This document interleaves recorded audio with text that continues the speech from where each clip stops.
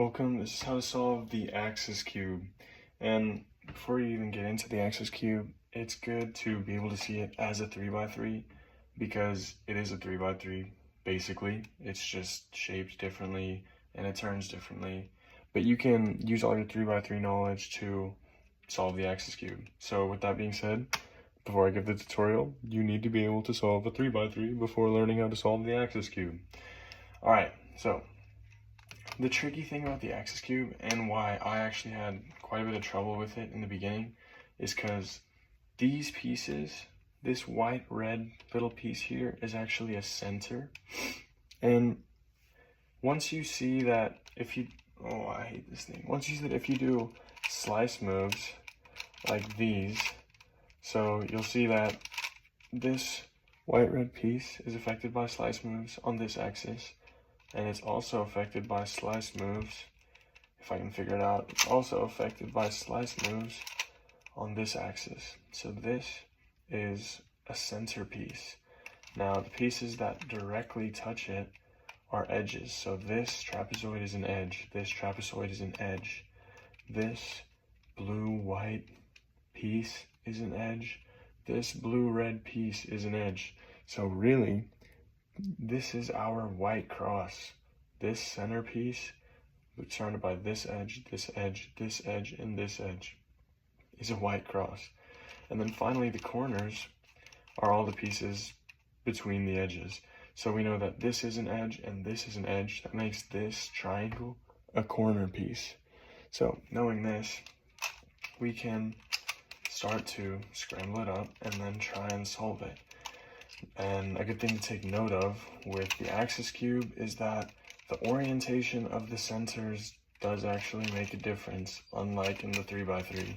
Alright, so this is what a scrambled axis cube looks like. And let's go ahead and use that white-red piece once again as our starting point. So we'll make the white cross out of this. So here's our white trapezoid as we were looking in the beginning. So what I like to do is I like to just gather the pieces next to the center. So this one actually does belong next to the white center. This one does belong to this next to this white red center. We're also looking for a red trapezoid. Here's the red trapezoid. So let's go ahead and bring it. Oh, this is tricky. Hold on. Let's go ahead and bring it down next to the center. Okay, so we now have this red-blue edge, this red edge, and this white edge. Now we need a white-red piece that looks... Hello?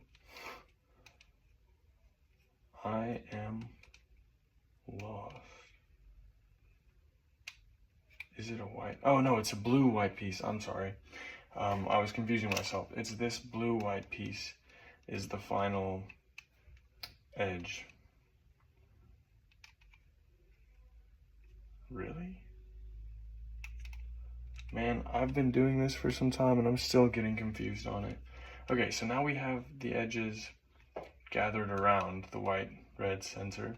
So now let's move them up, doing just a bunch of R2s. And this is kind of like the daisy step of beginner's method. So the white edge needs to connect to this center, but again, orientation matters. So we'll turn the center, I believe, this way. We'll match up the edge, just like so, and we'll bring it down. Oh, but that center is not oriented correctly either. So what we need to do is turn this and then bring it down. Now we have this. Okay. And then I'm going to turn this away real quick and bring this back up. Okay, so now we have these three edges left. We have this one solved.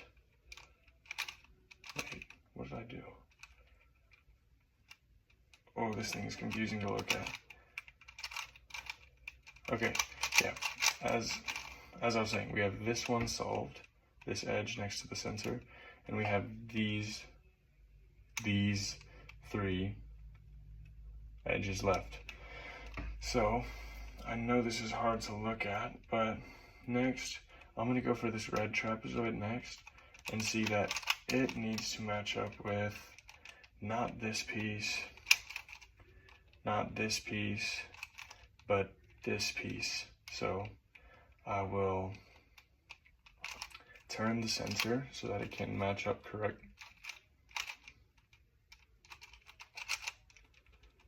I'm confusing myself here. You best know. Okay, let me reevaluate my thoughts here. How am I messing this up?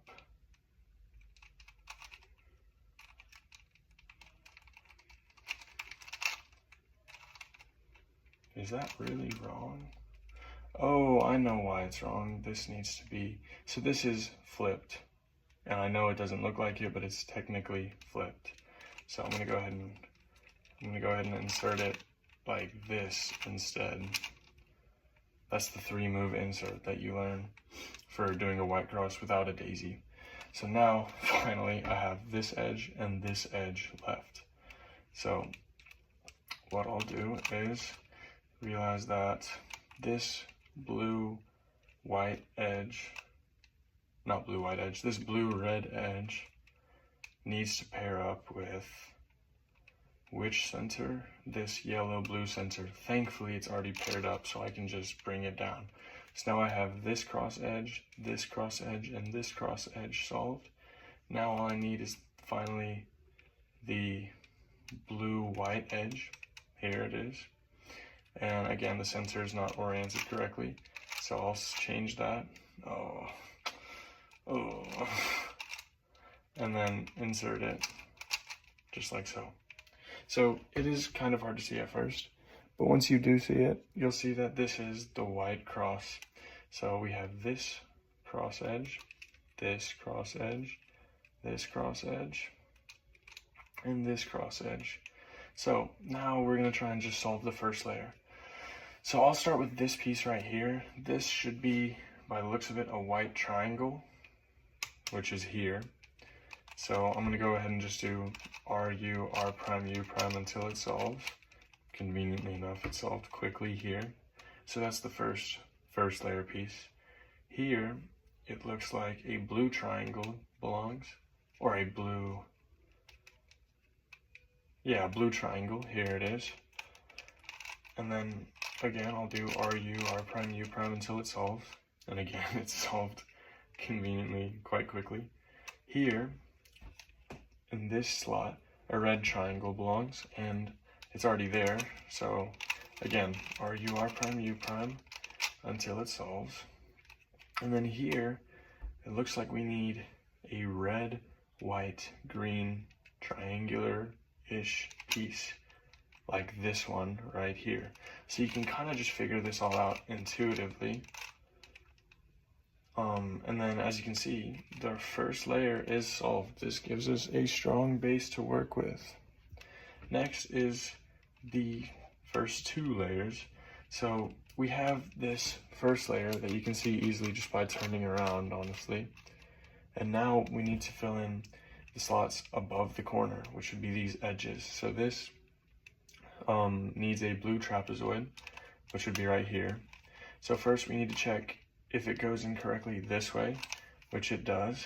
So we'll move it away, set it up, and insert it, just like you learn in beginner's method. Next, we need this piece, which would be a red-yellow edge, which is here, as you can see. So we'll check, does it insert this way? No, it does not. Does it insert this way? Yes, it does. So, just like in beginner's method, we'll move it away, set it up. Ooh, this thing is janky. And then insert it. That's another F2L pair solved. So next, and remember, we have our white cross. Next piece we need to solve is this one right here. So it looks like a green trapezoid should be here.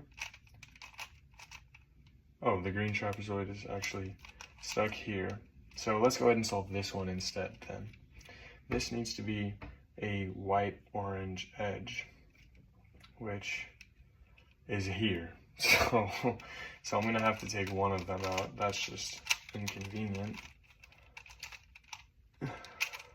Okay, so now we have our white-orange edge. We'll check, does it insert this way? No, it does not. So does it insert this way? Yes, it does. So once again, we'll move it away, set it up, and insert it. Just like beginner's method. So next we need this green trapezoid. So we'll check, does it insert this way?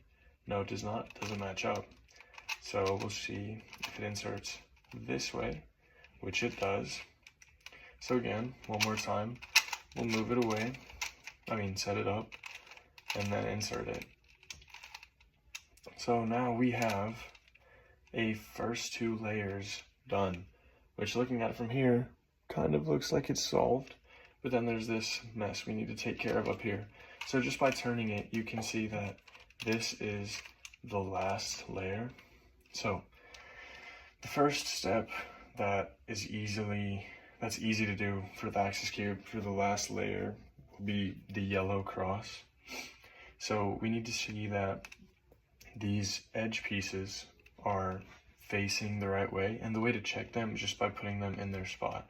So this orange-green piece we'll put here and see that it is facing the right way. So this one is right. This yellow one is not right.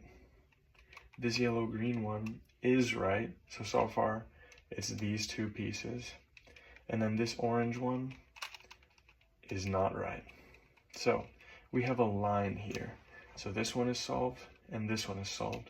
So what we do with the line is we do F, R, U, R prime, U prime, and then an F prime. And you learn this in beginner's method again. So that solves the yellow cross.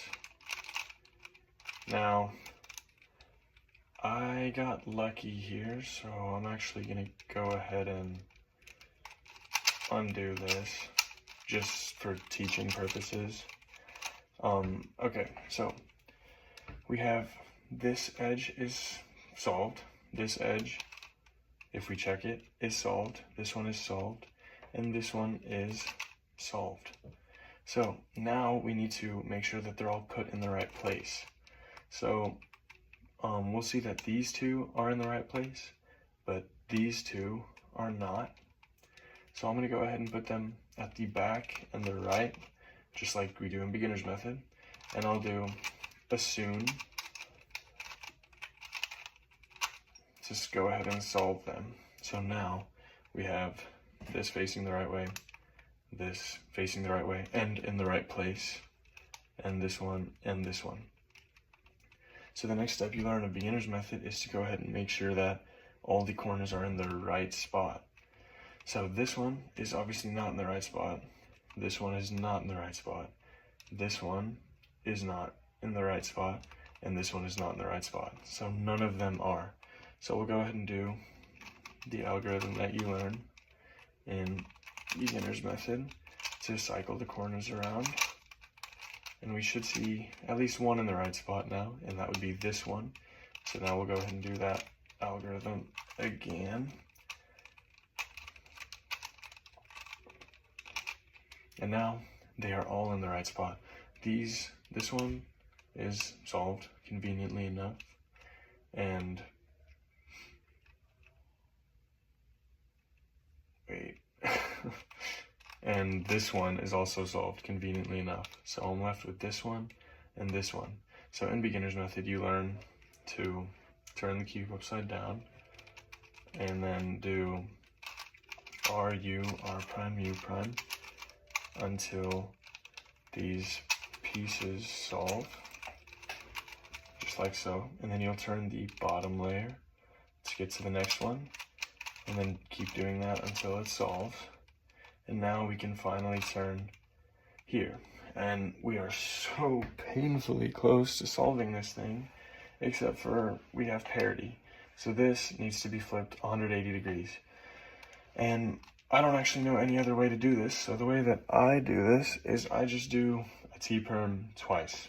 So you don't notice this on 3x3, but every time you do a T-perm, it actually turns the center 90 degrees. So if you do it twice, it'll swap everything and then swap it back, keeping the cube solved, and then it'll flip this 90 degrees twice, turning it 180 degrees.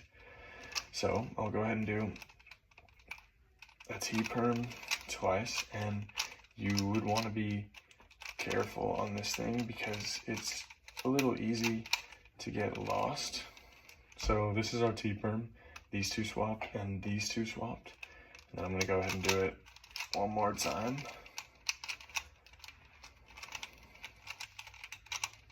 And again, it is easy to get lost here, so it is important to be careful. But you can see that that fully solves the axis cube. Thank you for watching this tutorial. I hope it did help. If you have any questions, feel free to comment. If you're having trouble, again, comment. And consider liking and subscribing. It helps me out a ton. And thank you for watching.